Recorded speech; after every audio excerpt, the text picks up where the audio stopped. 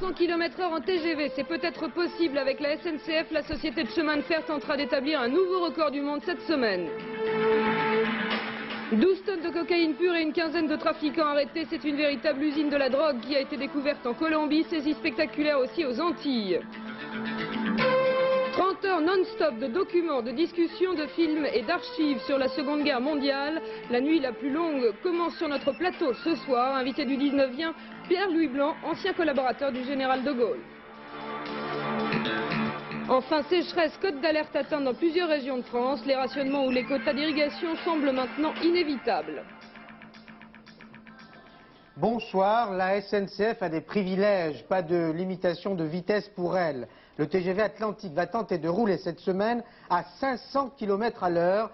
Il battrait ainsi le record du monde qu'il détient déjà. On imagine l'ivresse du cheminot, mais aussi les conséquences économiques d'un tel exploit. Marie-Odile Pagnès.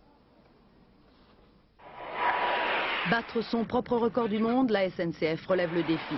Le 5 décembre dernier, le TGV atteignait la vitesse de 482 km/h, laissant loin derrière la concurrence étrangère. Un petit regret tout de même, ne pas avoir atteint le seuil psychologique des 300 miles ou des 500 km/h. Cette semaine, les essais reprennent sur la ligne à grande vitesse entre Tours et Courtalin pour des tests d'endurance. Mais la SNCF ne s'en cache pas. Si les techniciens le sentent, rien ne les empêchera de pousser la machine. Le record est à portée de rail. Il faudra pourtant compter avec la météo. Les fortes chaleurs ne sont pas favorables aux exploits. Au-delà de la performance technologique, un enjeu économique important, la Corée du Sud devrait choisir avant l'été entre le TGV français, le Shinkansen japonais et l'Intercity Express allemand. Outre sa vitesse, seul le TGV peut utiliser les infrastructures existantes, des avantages qui pourraient convaincre les Coréens, mais aussi Américains, Australiens ou Canadiens, de rouler français.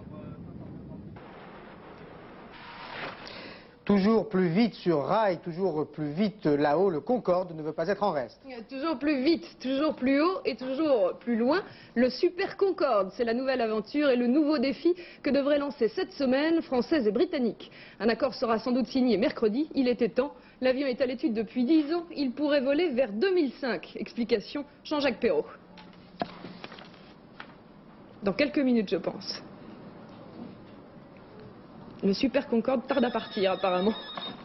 Mais il n'a pas décollé, oui? Non. Bien, le Concorde ou le Super Concorde n'a pas décollé. J'espère qu'il le fera pendant ce journal. Le cartel international de la drogue trouve désormais sur sa route un autre cartel policier, celui-là, et efficace. 3 opérations spectaculaires viennent de le confirmer. Antilles, États-Unis, Colombie, 3 opérations spectaculaires en un week-end, 3 opérations et une véritable victoire pour le gouvernement colombien. Du jamais vu, les policiers ont saisi 12 tonnes de cocaïne pure et découvert une base arrière très importante pour les trafiquants. Jérôme Catala. Au départ, des agents secrets infiltrés dans les réseaux de la drogue. À l'arrivée, une vaste opération militaire dans la jungle colombienne au sud du pays. Une opération qui a commencé jeudi dernier. Le résultat, le voilà. 12 tonnes de cocaïne saisies, valeur marchande plus de 900 millions de dollars. Malgré l'effet de surprise, la plupart des trafiquants ont pu s'enfuir. Seuls 17 d'entre eux ont été arrêtés. 2 sont morts dans les combats. Saisis également 4 avions ainsi que des explosifs et des armes. Cette capitale de la drogue, aujourd'hui investie par l'armée colombienne, comportait plus de 30 pistes d'atterrissage, dont l'une, longue de 2400 mètres, pouvait accueillir des avions gros porteurs. Et dans ces laboratoires, la pâte de coca était transformée en cocaïne. D'ici, la marchandise était envoyée en Amérique centrale et aux États-Unis.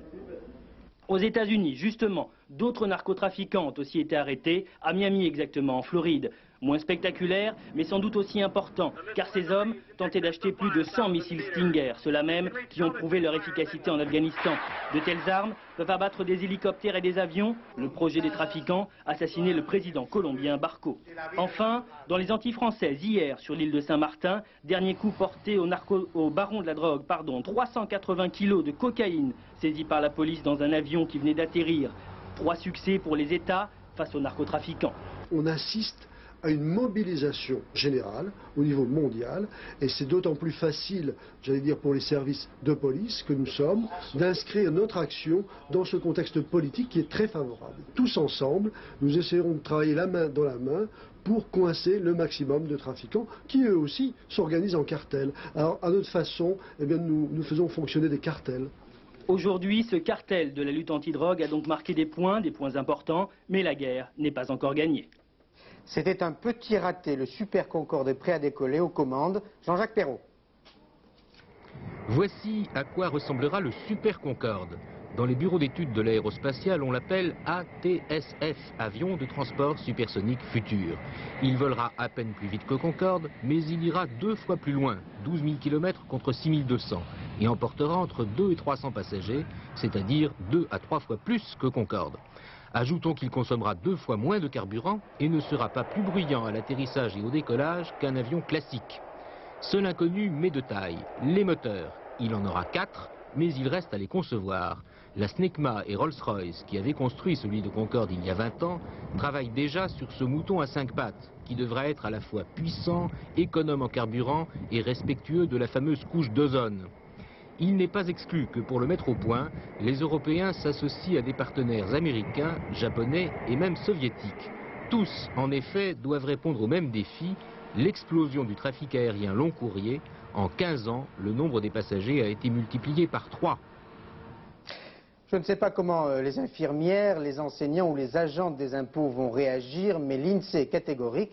En 1989, le salaire net moyen a plus rapidement augmenté dans la fonction publique que dans le secteur privé. La comparaison est-elle pour autant à l'avantage du secteur public? Réponse de Marie-Claire Thiers. En 1989, les salaires nets moyens dans la fonction publique ont augmenté dans une fourchette comprise entre 4,7% et 5,4%, alors que dans le privé, la fourchette se situe entre 3,4% et 4%, pour une inflation de 3,6%. Des chiffres qui seront affinés dans les semaines qui viennent. Les salaires moyens du secteur public ont donc progressé plus vite que dans le secteur privé. 2 explications. D'une part, des mesures générales. Tous les fonctionnaires ont reçu en novembre une prime exceptionnelle de croissance de 1 200 francs. D'autre part, des mesures spécifiques, comme l'effort particulier fait pour l'éducation nationale, qui s'est traduit sous forme de primes ou d'accélération de carrière ou d'attribution de points d'indice pour les instituteurs, par exemple. C'est donc l'augmentation de ces revenus autres que le traitement de base qui a été plus importante dans le secteur public que dans le secteur privé et qui a fait toute la différence. Le gouvernement de Michel Rocard a désormais une épée de Damoclès au-dessus de sa tête et cette épée a la forme d'une faucille ou d'un marteau. Le Parti communiste pourrait en effet voter la motion de censure déposée par l'opposition. En tout cas, il ne l'exclut pas. Françoise Roy. Votera pas. L'amnistie n'en finit pas d'embarrasser le monde politique. La place du colonel Fabien a donc décidé d'entretenir, jusqu'à mercredi seulement, jour du comité central extraordinaire, un vrai faux suspense. Vrai suspense parce que le vote ou le rejet dépend de l'attitude des 26 députés communistes. S'ils votent avec la droite, ils peuvent renverser le gouvernement. Une telle situation ne s'est produite qu'une fois sous la Ve République pour la réforme de l'élection du président de la République. Faux suspense parce que nul ne peut imaginer, ne serait-ce qu'un instant, que les communistes puissent s'unir à la droite. André Lajoigny a affirmé que son groupe ne faciliterait pas cette dérisoire opération de la droite. Et l'Humanité, en première page, parlait d'une motion de censure qui n'aurait aucun effet pour s'opposer à cette loi scélérate. Quoi qu'il arrive, tout est clair. Enfin, pour la place du colonel Fabien.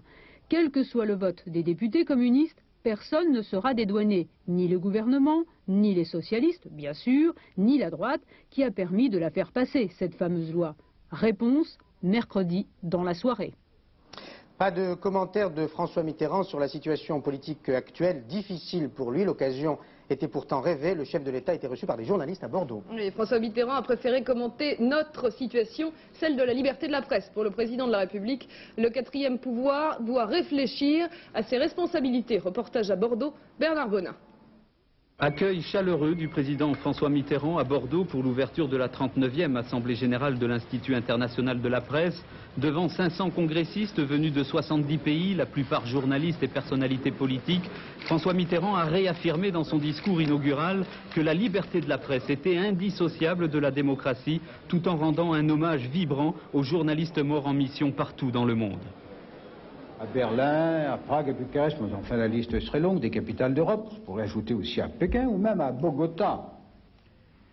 Les journalistes ont été au cœur des luttes contre l'intolérance et contre l'arbitraire. Parole libre, information libre, journaux libres. on a partout entendu le même cri. Enfin, le président de la République a mis l'accent sur le pouvoir des médias et sur leurs responsabilités en matière d'éthique et il a appelé les journalistes à prendre le parti de la qualité et à ne pas surenchérir. Après tout, on peut le dire comme cela entre nous, le sang, le sexe, le crime sont de puissantes drogues, excitent l'envie et la curiosité. Ils constituent aussi de puissants arguments commerciaux. Après son allocution d'ouverture, François Mitterrand en a profité pour s'entretenir avec le chancelier d'Autriche Franz Vranitzky, ici, ainsi qu'avec le ministre des Affaires étrangères tchécoslovaque Jiří Dinsbier. Pierre-Louis Blanc, bonsoir. Bonsoir. On dit que François Mitterrand a des difficultés parce qu'il est au pouvoir depuis 9 ans, bientôt 10 ans. Est-ce que 10 ans, c'est fatidique pour un chef d'État ? C'est une longue durée de pouvoir, mais le général de Gaulle a gouverné beaucoup plus longtemps. Alors, si vous additionnez les 5 années qui vont de 1940 à 1945 et les 10 années qui vont de 1958 à 1969, ça fait 15 ans. Oui, mais difficultés au bout des 10 années, 58, 69 ou 11 années. Ouais. Alors, on vous a invité parce que vous êtes l'auteur d'un livre, De Gaulle, au soir de sa vie, publié chez Fayard, et on vous a invité parce que le 19-20 donne le coup d'envoi de la nuit la plus longue organisée par Jacques Chancel, le directeur des programmes de la 3, et Marcel Julien, 100 ans après la naissance du général de Gaulle, et vous étiez un collaborateur très proche, le secrétaire du général de Gaulle. Oui, j'ai travaillé 3 ans pour le général de Gaulle, 2 ans à l'Élysée, et 1 an après, j'allais le voir à titre personnel à Colombey. Alors, votre titre est explicite, au soir de sa vie. Que se passait-il au soir de sa vie, vous qui l'approchiez? Que vous disait-il? Il écrivait ses mémoires, essentiellement. Et tout ce qu'il m'a dit, il me l'a surtout dit à l'occasion de la rédaction de ses mémoires. Et il m'a dit aussi un certain nombre d'autres choses. Oui, qu'on peut lire dans votre livre. De Gaulle est mort peu de temps après la défaite de 1969. Est-ce que cette défaite politique a accentué le déclin physique? Ça, je ne crois pas. Ça, il faudrait demander à un médecin, mais je ne crois pas. Parce que moi, j'ai toujours vu un homme tout à fait au meilleur de sa forme, intellectuellement intact, parfaitement lucide, comme il avait toujours été. Ce que je crois, bien sûr, c'est que il était serein au soir de sa vie. Il était peut-être pas très heureux. On a dit que le référendum, c'était une sorte de suicide politique qu'il voulait, même inconsciemment. Ça, je ne crois pas. Ça, je ne pense pas. Je ne crois pas à la théorie du suicide politique. Il restait guerrier. Il restait guerrier. Et il a été actif. Il était d'une extraordinaire activité. Et moi, je me rappelle, c'est un détail. On allait se promener parfois dans le parc de la Boisterie. Et j'avais des difficultés à le suivre, tellement il marchait d'un pas. Vous n'êtes pas en train de le mythifier, c'est une légende. Pas du tout. Parce que vous êtes assez solide vous-même. Moi je suis assez solide. Donc c'est pas une légende, c'est pas. Non, non, mais c'est vrai. Une image. C'est un homme qui est entré dans la mort intact. Comment réagirait-il aujourd'hui dans ce tourbillon international? Vous savez, c'est dit. Moi, je vous réponds que toutes les fois qu'on me dit que ferait de Gaulle, je dis très simplement, je n'en sais rien. Et je vais vous dire pourquoi. C'était un homme de diagnostic, c'était un homme de réflexion, c'était un homme d'observation politique. Et il se créait progressivement, il se dégageait dans son esprit une idée globale de la situation. Et je pense, ce qu'on peut dire, mais je ne sais pas ce que ça aurait été. Je pense qu'il aurait eu une idée de ce qu'était M. Gorbatchev. Je pense qu'il aurait vu quelle était l'évolution possible de la politique de M. Gorbatchev, etc., etc. Ça, je le pense. Pour ne parler que de notre pays, comment réagirait-il face à la montée de l'extrême droite? En un mot. C'est un homme qui n'a jamais été partisan de l'extrême droite. Élise? 7 jours de visite officielle pour Jean-Paul II au Mexique. Le pape est arrivé hier à Mexico et chose étonnante, dans un pays réputé anticlérical, le président Carlos Salinas a fait un pas vers le Saint-Père. Il tente apparemment de normaliser ses rapports avec le Vatican. Claire Sébastien. En accueillant le Saint-Père à sa descente d'avion, le président de la République mexicaine, Carlos Salinas, a créé la surprise. Pour sa deuxième visite au Mexique, la mission de Jean-Paul II devait être exclusivement pastorale, le Mexique n'entretenant pas de relations diplomatiques avec le Vatican. Pourtant, la tentation était forte pour le président de normaliser les rapports avec Rome, dans un pays où 90% de la population est catholique. Calcul politique ou pas, les Mexicains, eux, furent très nombreux à saluer le Saint-Père dans les rues de Mexico, très nombreux aussi dans la basilique de Guadalupe, où Jean-Paul II concélèbre sa première messe en terre mexicaine. Une messe au cours de laquelle le souverain pontife va béatifier 4 Indiens mexicains ayant vécu au XVIe siècle, parmi lesquels Juan Diego, à qui est apparue en 1531 la Vierge Noire de Guadalupe. C'est la deuxième visite de Jean-Paul II au Mexique. En 1979, il avait inauguré sa série de voyages en Amérique latine par un premier contact avec le peuple mexicain. Aucun président de la République n'était alors venu l'accueillir, mais la ferveur des fidèles était, dit-on, ce jour-là bien plus grande. Lors de sa visite hier, le pape a rappelé son soutien à Mikhaïl Gorbatchev. Il approuve toujours la perestroïka, mais Jean-Paul II a tenu aussi à rappeler les droits des peuples. Il s'exprimait bien sûr à propos de l'indépendance de la Lituanie. Le pape a une nouvelle fois prôné le dialogue.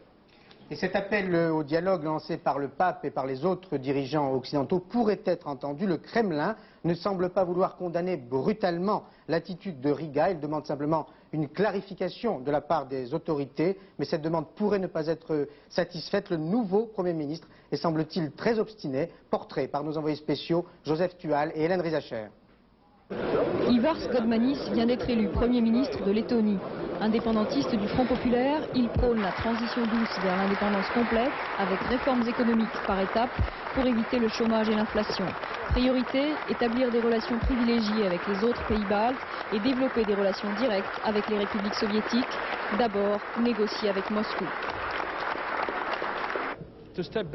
Retourner en arrière, c'est impossible. Renoncer à notre déclaration d'indépendance du 4 mai, ça voudrait dire réélire un parlement, refaire tout, non. Moscou ne peut pas mettre cette condition comme préalable à toute discussion. Il n'y a qu'une solution, c'est cette indépendance, et nous ne changerons jamais notre déclaration, j'en suis sûr à 100%.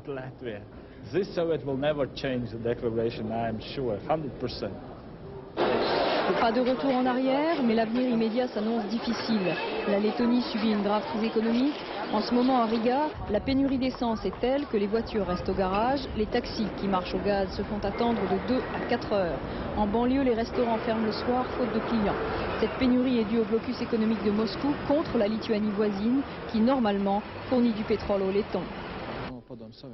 Nous pensons qu'un blocus économique de Moscou contre nous serait un non-sens, car par effet de boomerang, ça risque de mettre en péril aussi des entreprises soviétiques. Pour l'instant, Moscou nous a demandé des informations sur notre déclaration d'indépendance. C'est plutôt une bonne chose. Nous allons envoyer ces documents et dans les jours qui viennent, une délégation de Lettonie ira à Moscou.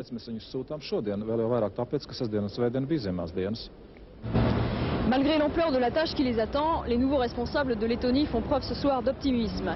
Sûrs de leurs droits, ils attendent la réaction officielle de Moscou. L'Amérique attend toujours la libération de nouveaux otages, mais la Maison-Blanche tient à démentir les rumeurs. Il n'y aura pas de négociation avec les ravisseurs. Quelques heures plus tôt, l'ex-otage Frank Reed, lors d'une conférence de presse bouleversante, avait pourtant longuement expliqué ses conditions de détention. Un véritable calvaire. D'après ses déclarations, Frank Reed aurait en effet été brutalisé tout au long de sa détention. On écoute tout de suite son témoignage.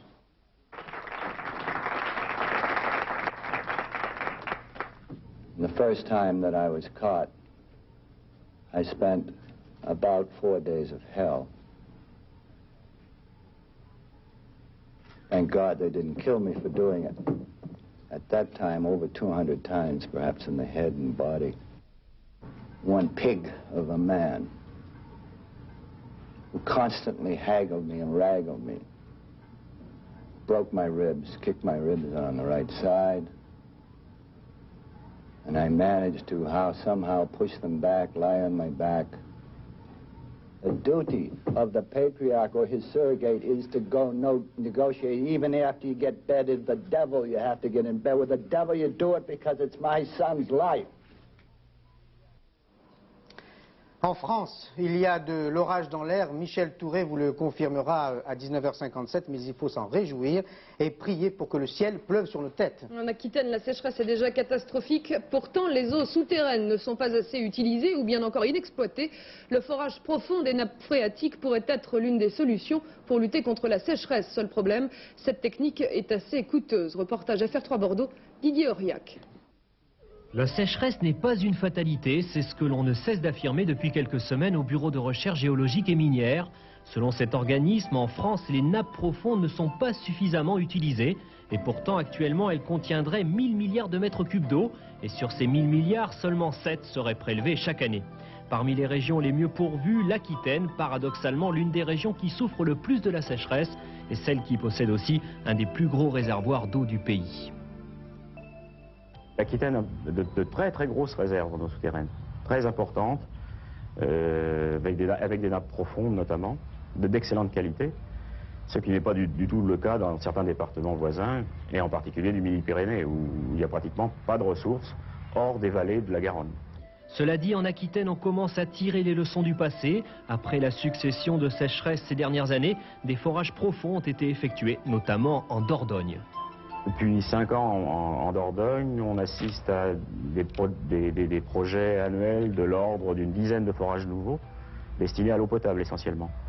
Reste qu'un forage profond d'exploitation d'eau, cela coûte très cher, plus de 2 millions de francs. À ce niveau de financement, le choix est donc politique. En tout cas, selon le Bureau de recherche géologique et minière, mieux vaut prévenir que guérir. Les nappes souterraines ne sont pas assez exploitées. Il faut donc agir vite, sans se contenter d'attendre simplement le traditionnel impôt sécheresse. Un télégramme à l'instant de New York. Le tribunal international vient de rendre son jugement dans l'affaire du Rainbow Warrior. Il a rejeté la demande néo-zélandaise exigeant le retour sur une base militaire française du Pacifique, l'atoll de Hao, du commando Alain Maffard et du capitaine Dominique Prieur, mais il demande à la France de verser 2 millions de dollars, environ 12 millions de francs, à un fonds franco-néo-zélandais qui serait créé, je cite, pour encourager les relations amicales et étroites entre les citoyens des deux pays. Jugement de Salomon. 6 morts dans un dramatique accident de la route près de Poitiers. Voici tout de suite les autres faits marquants de l'actualité en France grâce aux images de nos stations régionales. Commentaire, Anne Gouraud. L'accident le plus sanglant du week-end s'est produit ici, sur cette route forestière tranquille de Saint-Georges-de-Baillargeaux dans la Vienne. Un accident qui a fait 6 morts et 2 blessés graves, âgés de 14 à 23 ans. Les 2 voitures qui circulaient dans le même sens sont entrées en collision lorsque le premier conducteur a perdu le contrôle pour une raison inconnue. Paralysie du trafic des cars ferries avec la Corse. Depuis hier, les marins du syndicat des travailleurs corses sont en grève. Ils réclament 3 emplois supplémentaires sur le bateau Île de Beauté qui a été agrandi de 20 mètres. Les 300 passagers bloqués sur l'île ont dû rejoindre Marseille dans des avions affrétés par la Société nationale Corse Méditerranée. La fête a viré au drame samedi soir au Mai près de Melun. L'axe pivotant d'un manège s'est déboîté avant l'arrêt complet, projetant 4 personnes à terre. 3 enfants ont été légèrement blessés dans l'accident et un adulte est dans un état grave. 3 classes d'une école maternelle ont été pillées et incendiées hier soir à Castanet dans la banlieue toulousaine. Un acte de vandalisme sans doute commis par des enfants. Il a fallu 1 heure aux pompiers pour maîtriser le sinistre. Les 2 retardataires du Globe Challenge rentrent au bercail. Guy Bernardin, éliminé pour s'être arrêté en Tasmanie à cause d'une rage de dents, est arrivé au Sable d'Olonne ce midi. Classé 7e et dernier, Jean-François Coste est attendu quant à lui demain dans la journée. Fin de ce 19-20, mais début de la nuit la plus longue sur FR3, 100 ans après la naissance du général de Gaulle et 45 ans après la fin de la Seconde Guerre mondiale. Cette nuit commencera avec une émission spéciale dans quelques minutes à 20h05 avec Pierre-André Boutan, Philippe Dessein et Claude Jean-Philippe. Elle se poursuivra à 20h45 avec un film de Marcel Pagnol, La fille du puisatier, avec notamment Rému et Fernandel. Le prochain rendez-vous avec l'information, c'est soir 3 à 23h05, présenté par Marc Hautement. Tout de suite, la météo complète de Michel Touré. Bonsoir, à demain à 19h. Bonsoir.